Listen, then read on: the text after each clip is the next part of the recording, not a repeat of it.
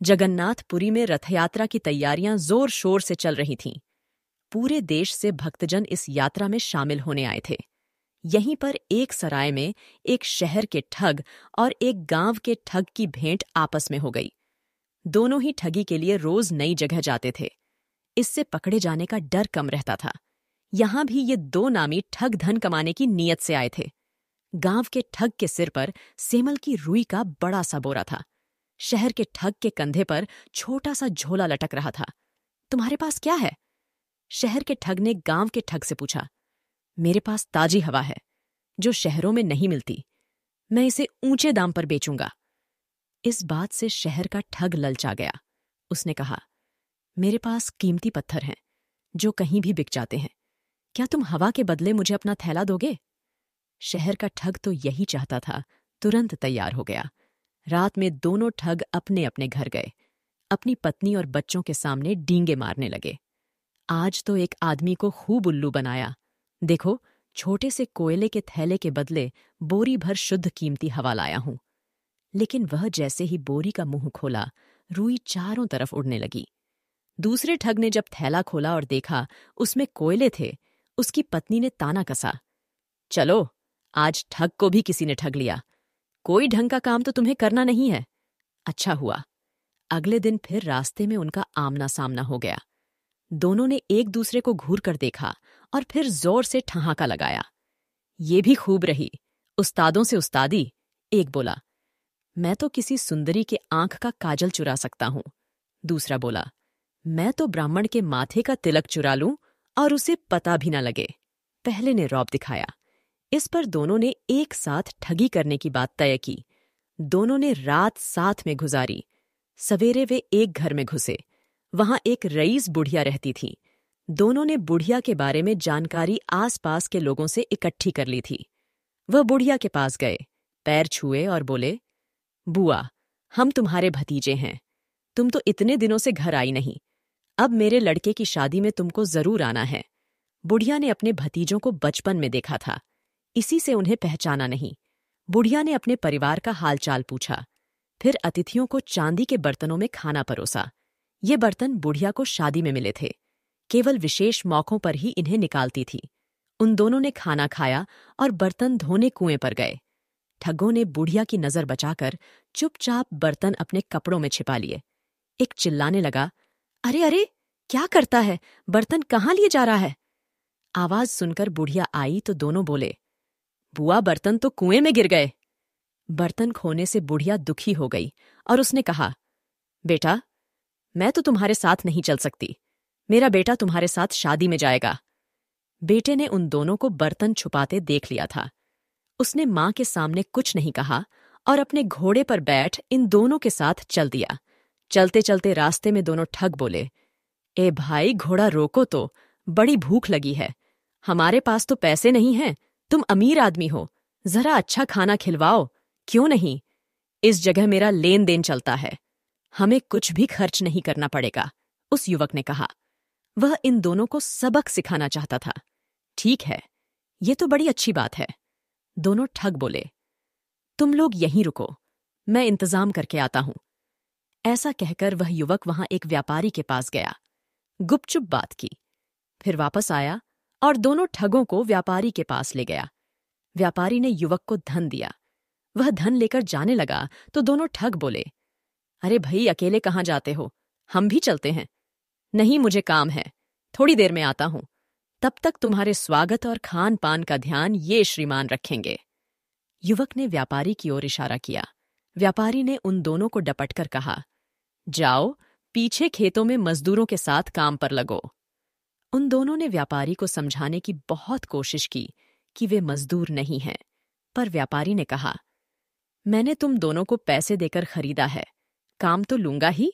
नहीं नहीं, हम लोग अच्छे घर परिवार के हैं। उस युवक ने हमारे साथ धोखा किया है, आपको भी धोखा दिया है। हम उसे खोज लाएंगे, आप एक बार हमें जाने दो। दोनों ने बहुत विनती की। दोस्तों, ऐसे और भी इंटरेस्टिंग कहानियों के लिए मेरे चैनल को सब्सक्राइब करना मत भूलिएगा। तो आइए अब आगे सुनते हैं। व्यापारी को दया आ गई। उसने अपना एक नौकर उन दोनों के साथ युवक को खोजने के लिए भेज दिया। इस बीच वह युवक दूसरे गांव पहुंच गया। वहां एक हलवाई की दुकान पर जाकर गपागप मिठाई खाने लगा। दुकान पर एक छोटा लड़का बैठा था। उसने कहा, मिठाई खानी है तो दाम निकालो। देखो बच्चे, मैं तुम्हारे पिताजी का दोस्त हूं। उनसे जाकर कहो मक्खी मिठाई खा रही है, कुछ नहीं कहेंगे। युवक ने प्यार से बच्चे को समझाया। जब उस बच्चे ने जाकर पिता को बताया तो वे नाराजगी से बोले, जाओ जाओ, मक्खी तो मिठाई खाती ही है।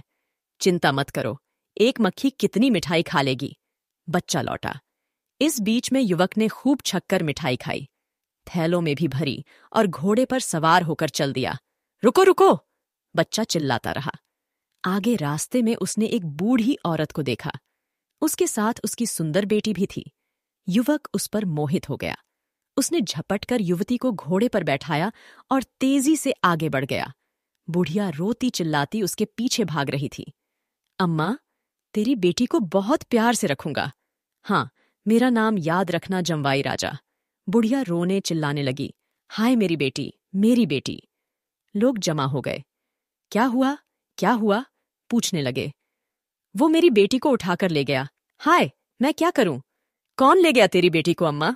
लोगों ने पूछा। बुढ़िया ने बताया, जमवाई राजा। ये बात सुनकर लोग हंसने लगे और बोले, अरे, ये तो खुशी की बात है। बेटी को तो एक दिन जमवाई राजा के साथ जाना ही था, रोती क्यों है? इस तरह रास्ते में सबको चकमा देता युवक सुंदर युवती को साथ लिए घर की तरफ लौट रहा था। एक जगह पेड़ के नीचे उसने घोड़ा रोका और वे दोनों थैले में से मिठाई निकालकर खाने लगे। पास ही राजघराने का धोबी कपड़े सुखा रहा था। उसने कुछ मिठाई उसे भी दी और बताया, ये मामूली नहीं, दिव्य मिठाइयां हैं। वहां झील के उस पार पेड़ पर उगती हैं। जितनी चाहे तोड़ लो, खुद भी खाओ और बेचकर पैसे भी कमाओ। धोबी उसकी बातों में आ गया और विनती की, कुछ देर आप मेरे कपड़ों का ध्यान रखना, मैं मिठाई लेकर जल्द ही लौट आऊंगा। जाओ, पर शीघ्र लौटना। हम अधिक देर नहीं रुक सकते हैं, युवक ने कहा। जब धोबी चला गया तो युवक ने राजघराने के कीमती वस्त्रों की गठरी बांधी, घोड़े पर लादी और युवती को बैठाकर चल दिया। व्यापारी का नौकर और दोनों ठग उसे ढूंढते हुए हलवाई की दुकान पर पहुंचे। उसकी बातें सुनी और अपने साथ मिला लिया। आगे बुढ़िया मिली। वो अभी तक अपनी बेटी के लिए रो रही थी। अब इन पांचों की टोली युवक की तलाश में आगे बढ़ी तो देखा धोबी लुट जाने पर अपना सिर पीट रहा था। उसे भी साथ लिया। वे सब रास्ते में अपनी अपनी कहानी सुनाने लगे। सब क्रोध में थे और युवक को पकड़ना चाहते थे। अंततः एक गांव के बाहर इन लोगों ने उस युवक को पकड़ ही लिया। सबने उसका घेराव किया और धमकाने लगे। बचने का कोई उपाय न देख वह बोला, देखो भाई, आप सब मेरी बात सुनो। मैं कोई चोर उचक्का नहीं हूं। मैं आप सबका सामान लौटा दूंगा। जो मिठाई मैंने खाई थी उसके पैसे दे दूंगा। मैं तो परख रहा था कि कैसे लोग आसानी से बेवकूफ बन जाते हैं। आप सब छोटे मोटे फायदे के लिए मेरी बातों में आ गए। आज आप सब मेरे मेहमान हैं। मैं आप सबके रहने खाने का इंतजाम अपने एक मित्र के घर में कर देता हूं। रात्रि में आराम कीजिए। सवेरे मैं सबका सामान लौटा दूंगा। फिर आप लोग अपने अपने घर चले जाना। वे सब लोग खा पीकर सो गए। युवक ने मोहल्ले के चौकीदार को घूंस दी और डोंडी पिटवा दी। गांव में कुछ नए लोगों को देखा गया है। लगता है पड़ोस के जासूस हैं। जो कोई इनको पकड़ने में सहायता करेगा उसे इनाम मिलेगा।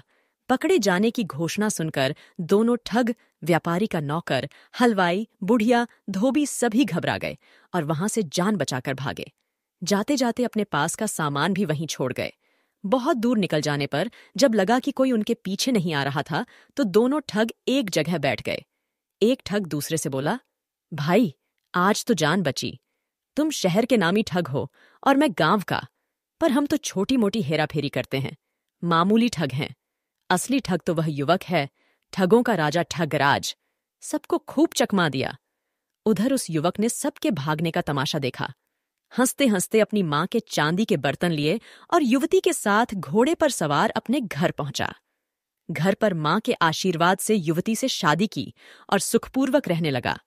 एक दिन पत्नी ने पूछा कि उसने उन सब लोगों को क्यों सताया। इस पर युवक बोला, खाली हेरा फेरी में क्या है, मजा तो चतुराई से चकमा देने में है। दोस्तों, यह कहानी यहीं खत्म होती है। और भी बेहतरीन कहानीकारों की इंटरेस्टिंग कहानियों के लिए प्लेलिस्ट पर क्लिक करना और साथ ही लाइक सब्सक्राइब करना मत भूलिएगा। सुनने के लिए धन्यवाद।